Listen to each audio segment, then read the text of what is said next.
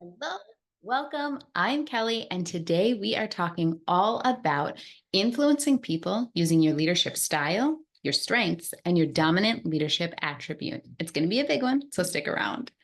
Again, I'm Kelly Hearn with Transitional Leadership, and I help individuals and businesses implement leadership and career skill development to foster a greater impact. And what better way to foster an impact than through influencing people? Now, a lot of folks think that you have to have exactly the right leadership style to be able to influence people. I don't know how many people I have talked to who have said things like, well, they're an authoritarian leader, so of course they aren't influencing. They're just telling people what needs to get done. Or it's really wonderful that they're like a servant leader, but they don't really influence people to do anything. And that's why, spoiler alert, I don't love leadership styles. Leadership styles tend to box you in into what you can and can't do just based on the definitions of what those styles might be. Now, just to get it out of the way and to make sure that we're all on the same page, let's talk about the most common leadership styles first. So you have coaching, and that's where you lean on the people around you. You ask a lot of questions, you get their insights, and that helps to make decisions and oftentimes make collective decisions based on the input of everybody involved. You also have servant leadership, and that's where the leader is focused on removing obstacles from everyone else around them so that those people can do their best work. Third, you have a bureaucratic leader, and this one probably gets some of the worst rap out there. And that is because it's all about red tape, if you take the negative connotation of it. But really, it's about working through process and helping people understand the one best way to do things. That would be bureaucratic leadership. And then there's authoritarian leadership, like I mentioned before. And that's more of the it's my way or the highway. This is how we do things. I am in charge. I am the leader. You will do as I say also gets a pretty bad rap, but there are certain situations where every single one of these leadership styles is going to be very important. And so we don't want to have a bias around which ones are right and which ones are wrong, because A, they just kind of come naturally, and we'll get more into that in just a little bit. And also, they do all have their place. They do accomplish things in different ways. So, for example, if you have a brand new idea and you're not sure how well it'll work or how to implement it, an authoritarian leadership style isn't going to work. A bureaucratic leadership style isn't going to work. To some extent, a servant leadership style isn't going to work because you don't know what those obstacles are yet to be able to remove them. But a coaching style can get all of the best information so that you're able to move forward. Now, flip that to the other extreme. If you have a very important time sensitive compliance related item that needs to just be handled, asking everybody what they think about it and how they feel about it isn't going to be a good use of time. Figuring out how you can remove all the obstacles might be a little bit better, but still isn't going to give the directive information and expectation that you need. And a bureaucratic style, you might have to bypass all of that red tape to get it done. But the authoritarian style, where you're just telling everybody, this is what you do, this is what you do, that is going to be so much more beneficial in that situation. The problem is, like I said, they come across so natural to people that we oftentimes feel like if we are more naturally a coach, we won't be able to give directives. Or flip that, if we are really good at giving commands or we're really good at making sure that everyone's following the process, it's going to be impossible for us to ask everybody what they want and treat them like the experts that they are. The thing is, the best style, the creme de la creme that I don't think anybody disagrees with, is a situational leadership style. Because most of us aren't generals in the army. We aren't police captains that are handling these high stress situations all the time. And likewise, we aren't leading, these really soft or continuous improvement type initiatives all the time either, where a coaching style or even a servant style would work. You have to be able to ebb and flow into all of these styles seamlessly to get the best results and have the best relationships with your people and influence those people to get the best results. So, what should you do instead? What should you do rather than focusing on your leadership style? And I would say focusing on your strengths and your leadership attributes, and then building skills on top of those allows you to lean in the different directions that you need to be able to be a situational leader. Now, I could go on and on by giving you all of the different combinations of strengths and attributes and how those relate to styles, but we would be here all day long. So let me give you one very specific example.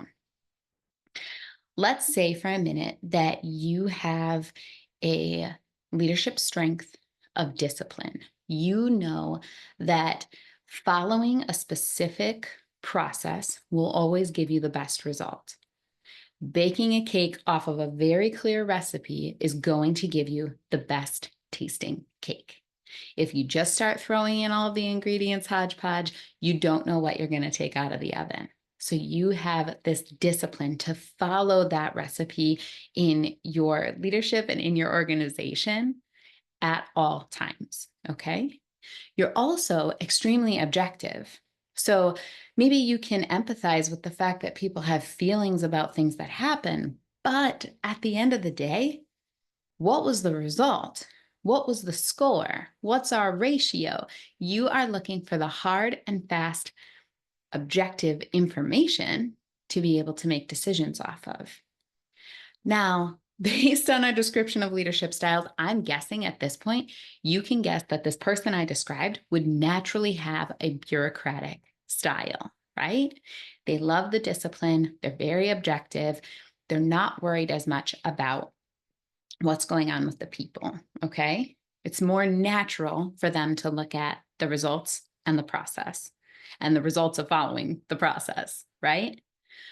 But how do we get them in a situation where they are helping people and they're more in a coaching style? By leveraging what they do best, by leveraging what they understand best. So if they have their process written out and they're very disciplined about it, maybe they work with the person who is the most disciplined in using the process that they've laid out. So the person on the team that best aligns with them. And they start by just asking questions of that person. What works well here? What do you think is driving these results? Right? So they're leaning into what is naturally coming to them, what really builds on those strengths that they have, on that dominant leadership attribute that they have, but they're building the skill of being able to coach by leaning on what comes naturally to them. As they continue to do that, and they build that skill with that person that it's the most, comes the most easily with, then they can go to the next person. So, okay, person who maybe goes off of the process just a little bit, let's talk to you now. Why do you do that? Where do you think you're getting better results from that? How do you think it could be improved?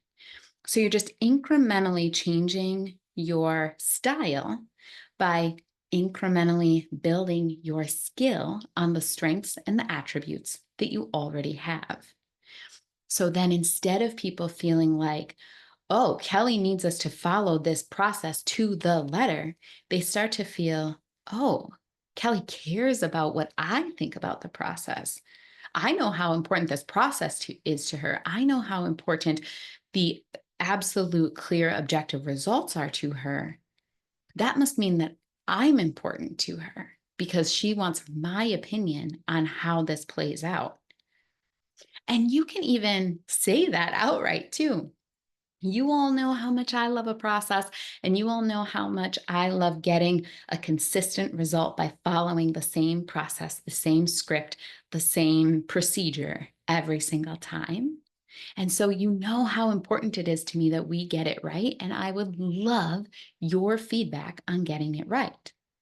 So when we work with human nature, when we work with our own natural skills and abilities, we are able to level up our game in a whole new way and become that situational leader that we all want to be. Now, as you're listening to me say this, if you're like, man, I want to know what my leadership attribute is, I don't know if it's objectivity, maybe it's humility, maybe it's reflection, maybe it's connection, but I want to know what it is, then click the link down below and you can take this super quick quiz that will tell you exactly what your dominant leadership attribute is and how it works for you and what you might want to be aware of where it might trip you up in the future. Also, if you are like, I don't know what my strengths are, I don't know what's making me good at leading and what I can pull from. First of all, there are so many strengths inside of you. And if you are feeling like you don't know what those are, I just want to wrap you in a hug right now because they are there and you can build on them. And I want you to click the link below to find the book Strength Based Leadership. And it is a whole book that helps you utilize your strengths, but also an assessment that helps you outline exactly what they are. You will get your top 10 strengths and all the way down to your 34th strength in the list. This is something that I have every single new client go through so that we can, in our coaching relationship, build on those strengths to develop the skills, just like I was talking about in that example. If you want to hear another example of how this skill can be built, then I want to encourage you to go over and read the blog. We go through an entire example of an authoritarian leader who needed to take a little step back. He was sure he had to change his whole style, but we were able to build the skills leveraging his strengths and his dominant attribute, just like we talked about here. I hope that this was helpful for you today. If you learned anything from this, let me know, put it in the comments. What was your biggest takeaway? Also, like and share so that more people get to understand their leadership styles and maybe how they can utilize their strengths and their attributes even before they get to the style. All right, have a great day.